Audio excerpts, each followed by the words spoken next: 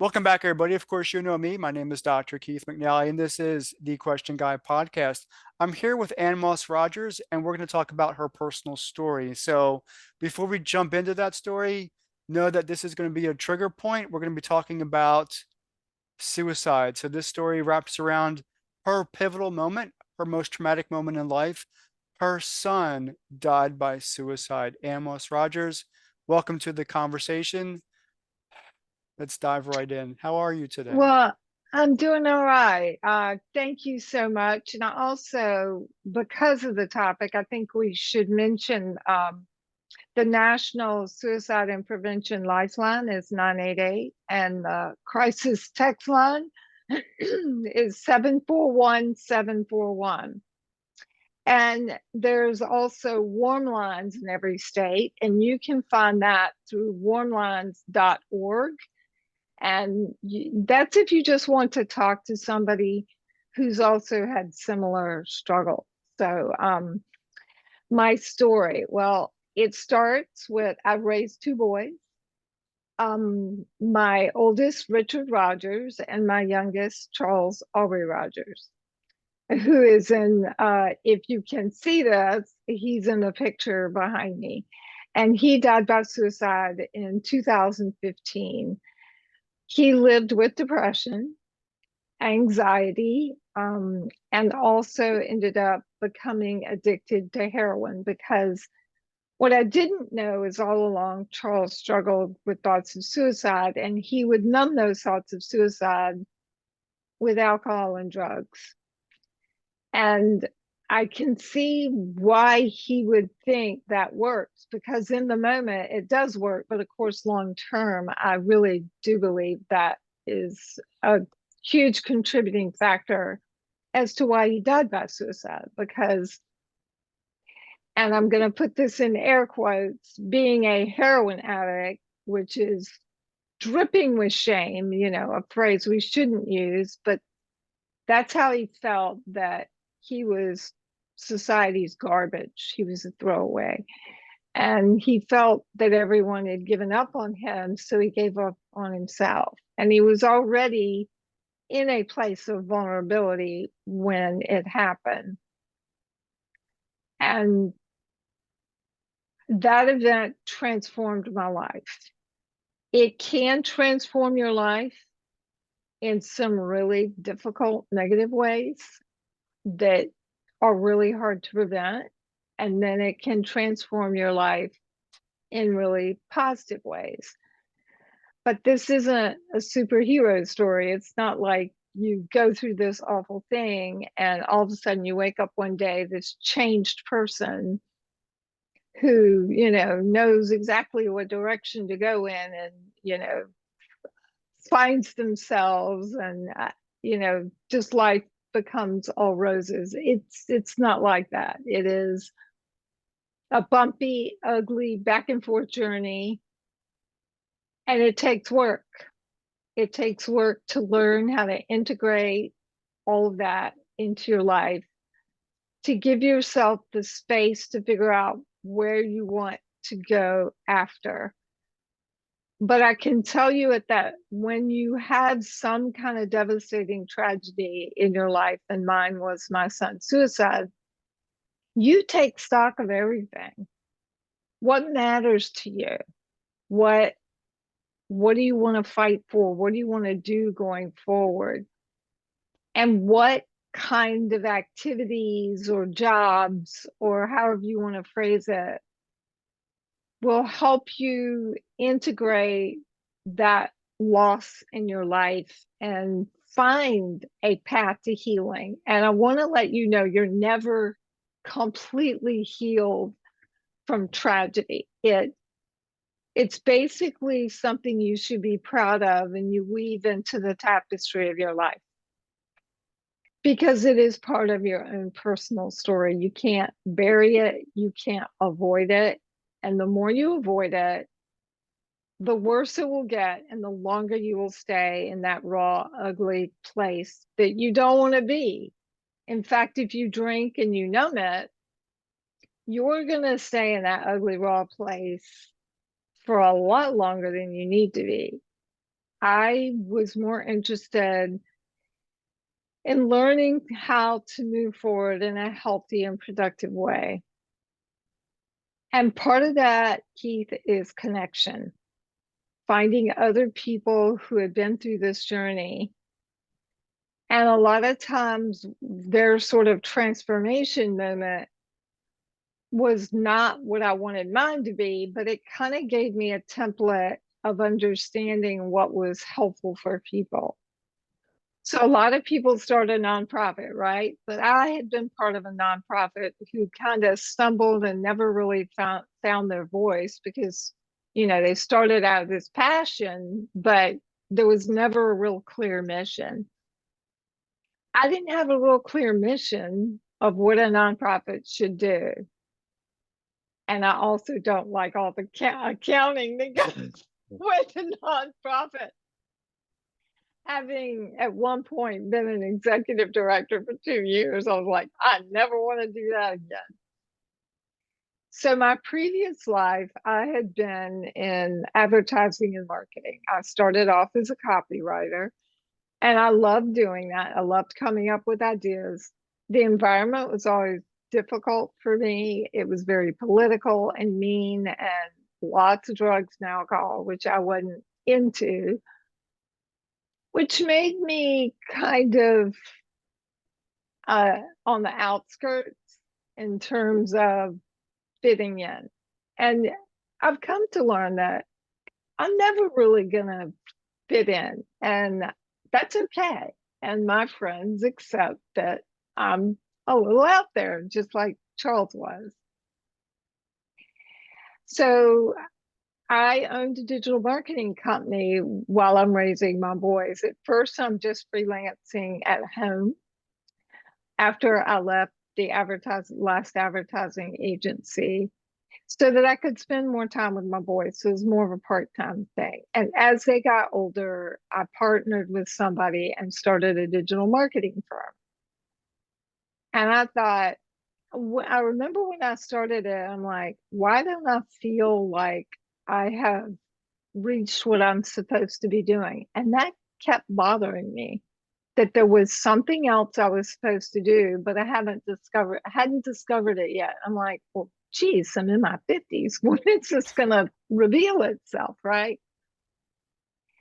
And my son in 2015 killed himself, which was an enormous shock. I knew that he was addicted to heroin. I didn't know that he struggled with thoughts of suicide. And I didn't know that in that last phone call, he was trying to tell me. Now, looking back, I can decipher all that language I didn't understand at the time as to what that meant. He wanted help, and he wasn't coming out and saying, "Hey mom, I need help. I'm at this address, come get me." It wasn't that pretty tied up in a bow.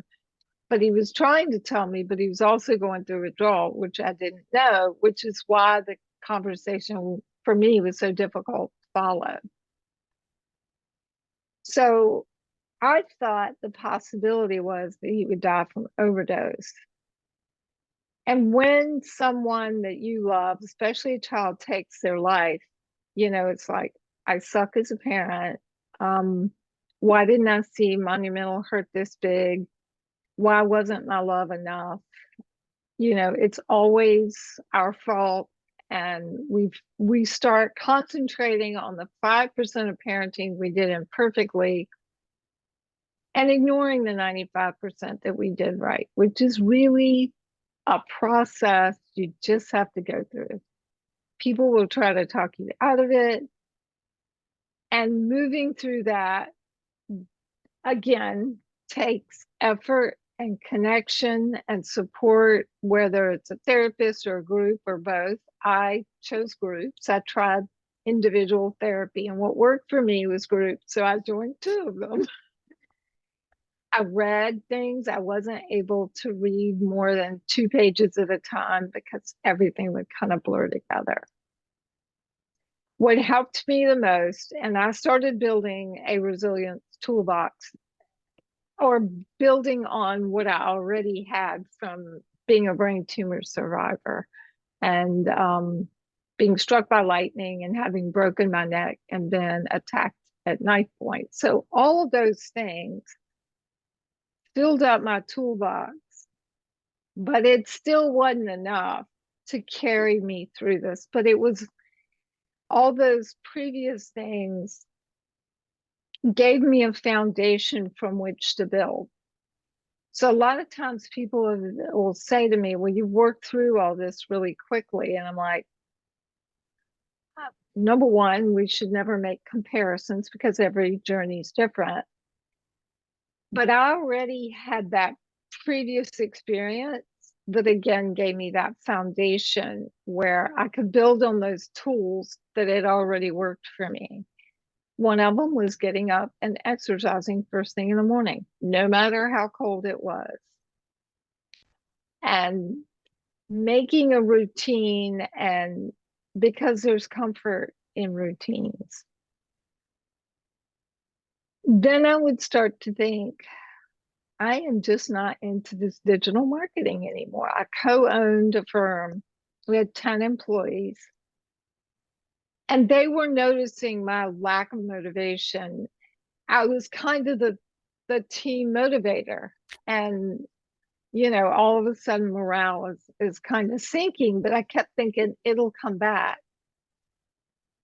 And 9 months out, I meet with my business partner because it's just not, you know, it's just not coming back. And I said, well, we talked about a growth plan and we had had other conversations. I just wasn't sure what I wanted to do.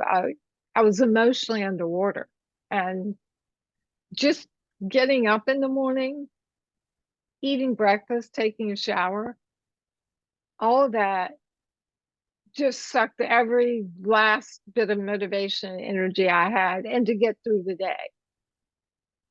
So at about 9 months out, what happened was I wrote an article on my blog called The Final 48 Hours. And this young lady named, and it was about how we got the news in the back of the police car and step by step the emotions we felt, what it looked like from my point of view. Kind of an agonizing post to both read and write. And I remember just going, I can't put this out there. But I did. And I still winced. But the whole time I wrote it, I was just blubbering and crying. I took a deep breath and I shared it, which was really hard. No, I didn't share it. That's right. I did not share it. My subscribers shared it first. I would share it a week later. I didn't What do you have the mean your guts to. subscribers? What? I had subscribers to my blog. Okay. And at that time, my blog, and it's still there, Emotionally Naked. So And how did they they get a shared hand of this. it? How did they get a hand of How did they get access? They would get, every time there was an update, they would get a notification that there was a new blog post. So Okay. I had followers, and I had to figure that out, you know, because I was like, who would want to follow this blog? And probably at the time I may have had 1,000. I mean, I have 10,000 now, but I had about 1,000 at that time. All of a sudden, I've got so many people coming to the site that I've started getting these notices that my site doesn't have the bandwidth to handle the traffic. And I'm like, what's going on? And then I go and I see, oh my gosh, my traffic is just incredible. And I think maybe 60,000 people came in one day to read that post. And I thought, how odd, because every time I would talk about it, people would cut me off mid-sentence, but they were still curious and wanted to know. I'm like, why did I put this out there? And why are people reading it? You know, I didn't know what compelled me to do this. And then I got this message from a girl named Lauren. She's 22 years old. She had dropped out of college at this point. because of depression, but she hadn't told her parents that. And she said, 2 days ago, I thought about taking my life.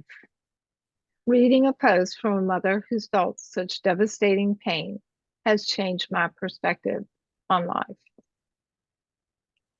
So while it was a turning point for her, it also was for me. I think that's when I really recognized that I would never have the passion again for digital marketing. It just didn't matter or in my space anymore. And I needed to sell that partnership. So we merged with another firm with the agreement that they would buy me out.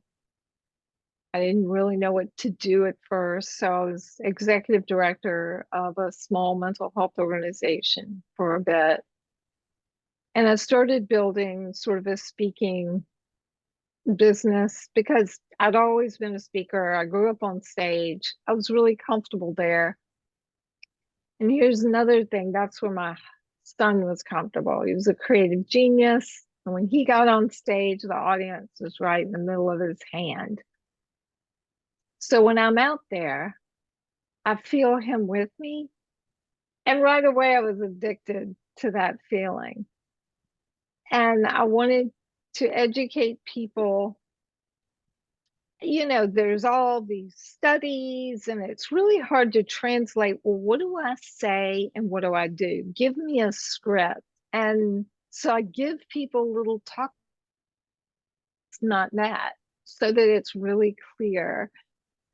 And from my advertising days, I'm really good at taking boatloads of information and condensing it to 3 lines. That was always my job, to take a Google sized boatload of information and make it understandable so that I could educate. But to do that, I needed to talk to people with lived experience. And that is where you come in, Dr. Keith McNally. Do I come into the story because I made the attempt twice myself? Yes, And those are the most horrifying, traumatic moments in my life. right. I had to find people like you. They weren't allowing people like you or seeking you out in 2015. I'm like, where are they? Why aren't we talking to people with lived experience? Because those are the people, other than my son's lyrics, which filled in a lot of blanks, those are the people who are going to help me understand what suicidal thinking is. Because there are all these myths that it's selfish. No, it's an act of despair. And I needed to fill in some of those blanks. Yeah. Um, I don't know if it's a really dark hole and there's no feeling that you could escape from it. And I don't even think there's words for that for the person who is suppressed, engaged, and feeling afraid. I don't even know the words for it, but it is complete isolation and loneliness that no person should ever be in. Yeah. I think that's something that Lauren did for me and I did for her. I didn't tell her, oh, what about your family? That she would have shut down immediately. She had never thought of it from the perspective of how her parents would feel, because her brain was stuck on, I'm a burden. I just need to be gone, because if I was gone, then they don't have to worry about me and it'd be so much easier for them. She wanted to stop that pain. Yeah. And so I'm like, okay, so started to feel the edges of some understanding from that. So I went to Out of the Darkness walk, and I volunteered. So I went a couple of days before, and the whole time I'm meeting people, what brings you here today? And at first I heard mostly stories from parents. And then I thought, where are the people with lived experience? Are they not here? And I get on the bus to go, I'd volunteered to do midnight snack. And I get on the bus and I see this young lady sitting by herself. And I'm like, I am not going to sit with somebody I've met or somebody I know. I'm going to go sit with a stranger. I eyed her. I asked her if the seat was available. She said, please, I would love for you to sit here. And I did my standard line. What brings you to the Out of the Darkness walk today? Silence, deafening silence. What's more, she turns away from me and looks outside. And I'm like, start taking a deep breath. And I let the silence sit there. I didn't fill it up. I'm really proud of myself for doing that because what she was doing was processing her answer. And she turned around, and it was probably 30 seconds, which felt like an hour. And she said, I've never talked about this before. Then I really went quiet. And I just kind of touched her shoulder and I nodded to allow her to go forward. And she shared her whole story with me. And then when I got off that bus, she gave me a hug and she said, I want you to know I appreciate you listening today. And I'm so glad to be here because I would have missed beautiful sunsets. I would have missed my sister having a baby. I would have missed, and she starts listing all these things. And she goes, your son loved you. And she went on her way. And I don't know what it was about my aura after that, but all I met after that was people with lived experience. And I just shut up and listened after I asked my question. And that was one of the richest experiences, learning experiences I've ever had. That's when I understood why my son killed himself, because I needed to feel what they felt. From a person who's never felt that way. I mean, I've felt down, I've felt dark, but I've never wanted to end it. And that doesn't make me a superior person. It just means my brain is wired differently. And I've had a lot of opportunities to build that resilience that, other people haven't had. But did you know that for somebody who has made the attempt twice, that person can also build resilience and not want to do it again? Right. Yeah. And I, that's pretty much what she told me. And that's why she went to those walks. okay. And I think she told me in so many words that you helped me build that resilience today. And starting to tell that story, even my story, when it's a really vulnerable one, is terrifying. It's uncomfortable. I mean, so really go through that inventory of fears that you have. Like I thought, oh, my clients are going to walk out on me. And I just wrote them down. And one by one, I clicked through them and thought, could I live with that? Is that really going to happen? How how common would that be?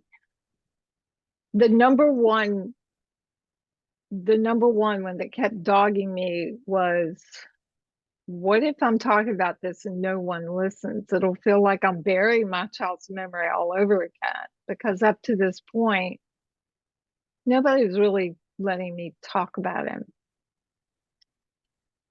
So I wrote a book, had a few speaking engagements, some paid, some didn't. My husband was supporting me because I wasn't bringing in tons of money at this point. I was just hoping to cover expenses, and I didn't quite do that my first year, but I got close. Second year, I met my expenses and slightly more, and it's not funding my passion for yachting, although I have been accused of being a shameless self-promoter. And I'm like, I don't even know where that comes from. Well, can I ask you a question then? Sure. what is the process that you took to heal? Because I'm in that process too, but from a different perspective. I was very intentional about it.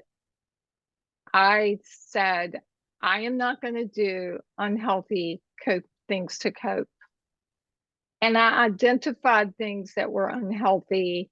And one of those was like drinking wine and I wasn't a big drinker, but I saw a number of people in that grief space, especially parents who had lost a child, who said they needed to drink to get through the day. And then I was like, it's 7 years and you're still kind of in a really raw spot. Mm. And so I cleared the house of alcohol. I just felt like that was a slippery slope. And if I got up in the middle of the night, I didn't want to be tempted to go take a slug of whiskey. I needed to figure out a way to get myself back to sleep that was healthier, that maintained the REM sleep, because you can't heal if you've had no sleep. Sleep was my number one focus.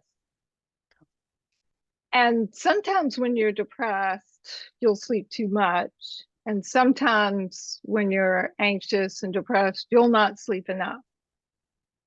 Mostly people who are grieving struggle with sleeping enough. Mhm.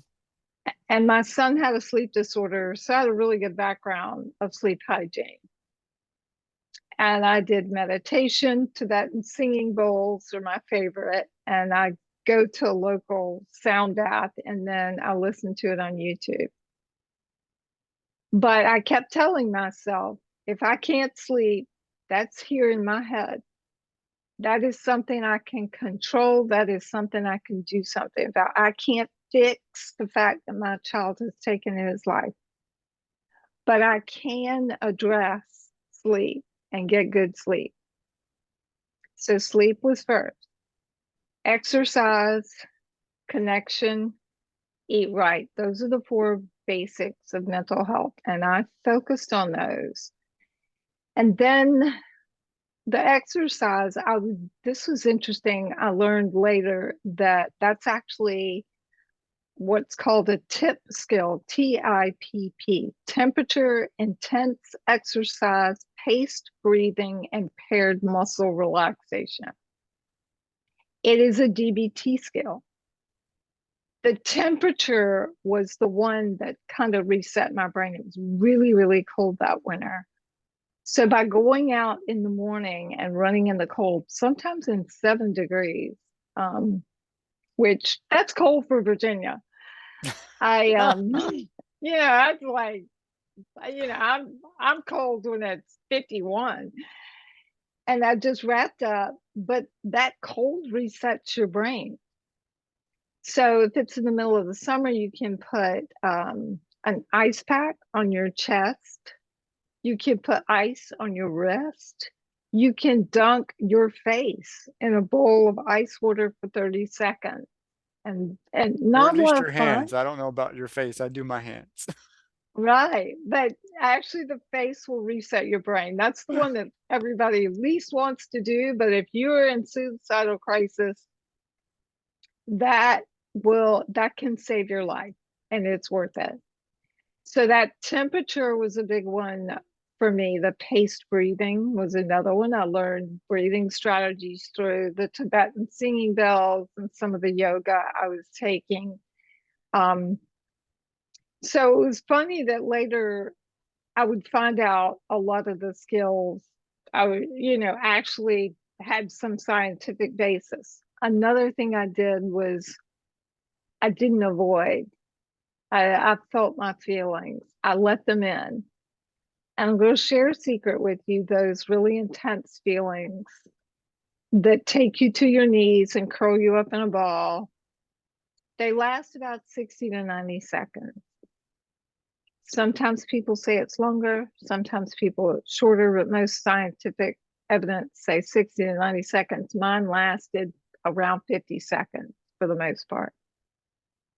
I didn't really know that at first. I just knew that if I let it in and let it take me to my knees.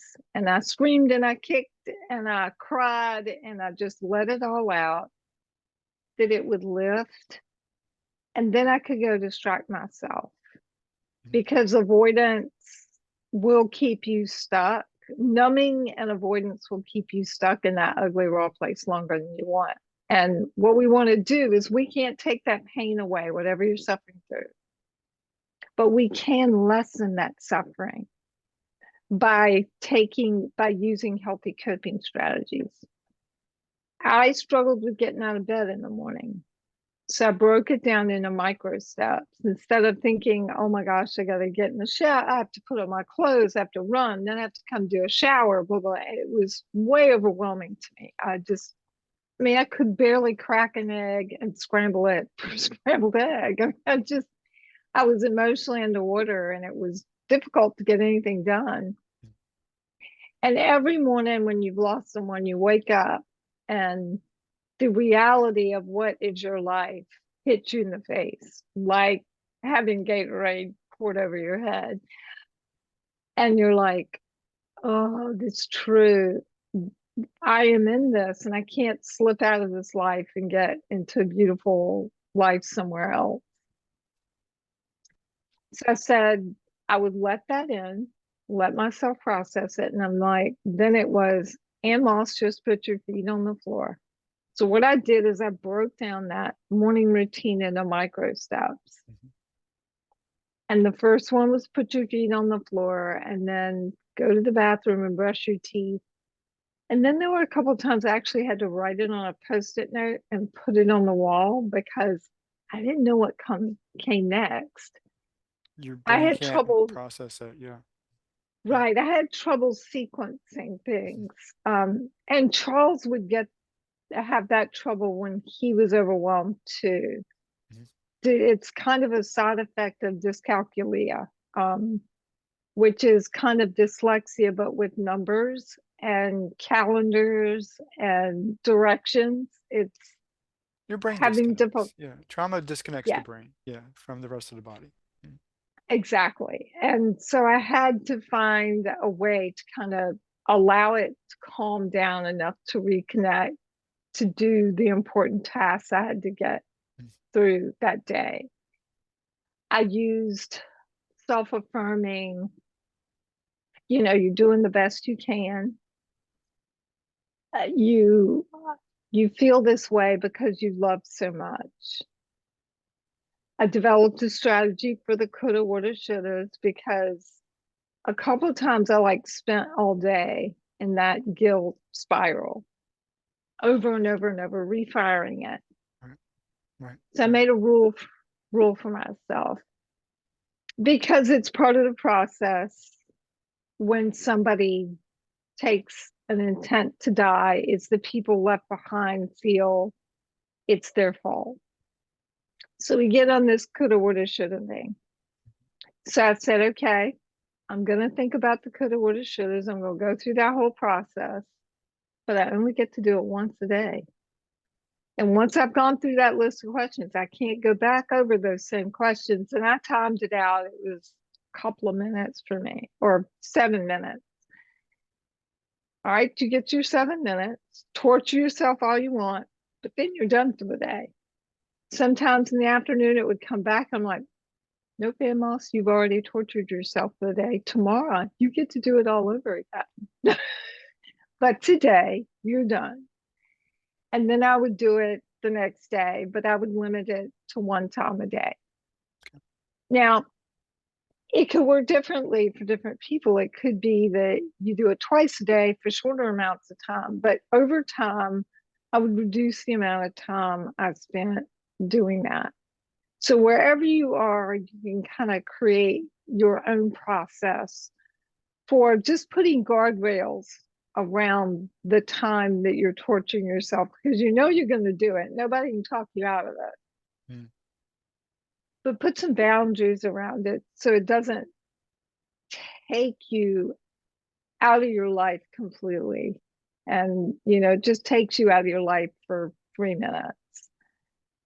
And then over time, I just reduced the amount of time I spent there. And let's talk about, because that's a lot of healing, and I know people who have lost people from suicide in different ways, spouses, children, loved ones. And as you said earlier, the healing is unique, the healing is personal, and the healing is intentional. With that, it never goes away. You're always going to be in that process, no matter until the day that you die. You're going to be in that healing process. What's your message now for those who have incurred the same trauma as you have? How is your message a message of hope and a message of healing to others? Can you talk to me about that? I'd have to say that one of the most two transformative posts I wrote for myself, and one is forgiving myself. I told myself maybe 9 or 10 months in, God, why am I torturing myself? And then I said, you know what, Amos, one day you're going to forgive yourself. Didn't know what that would look like, when it would happen, or how I would celebrate it. I just made the intention that one day I would forgive myself, and I would know when I reached that point. And I woke up one day, voila, today's the day. Why that day? I have no idea. And I wrote a post called Forgiving Myself, the single most difficult post I've ever written in my life, because I put my son's final text messages there.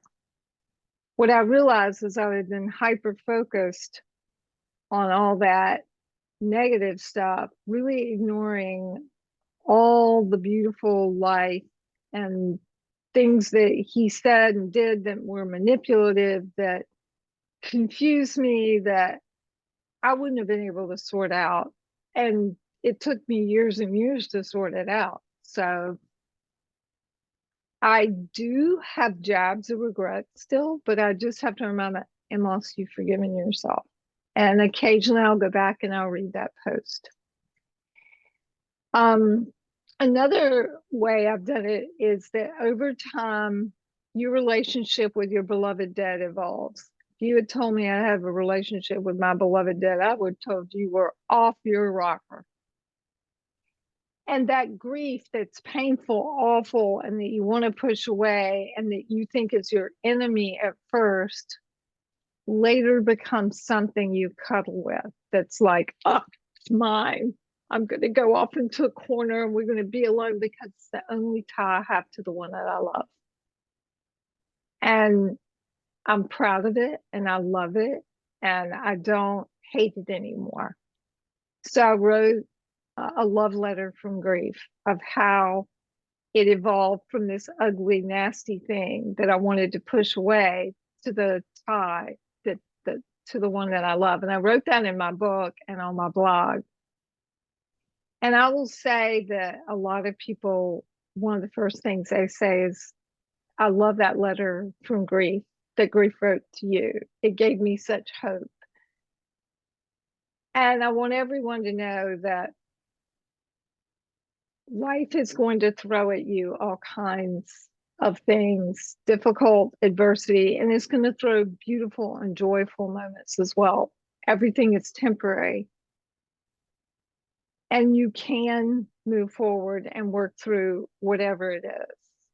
And giving yourself space to do that and to not feel ashamed is really important. But finding that connection of other people who've been before, that's basically asking for help.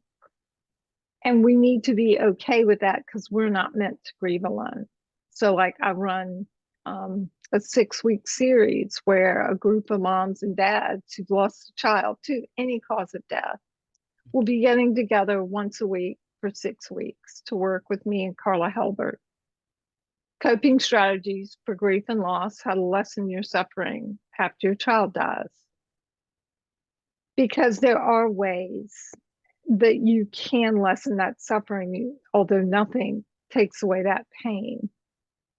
And being with other people who understand that is really important. And the most important aspect of that will be those small groups that we have. I mean, it's virtual, but then they'll be in small groups and they'll have kind of an assignment.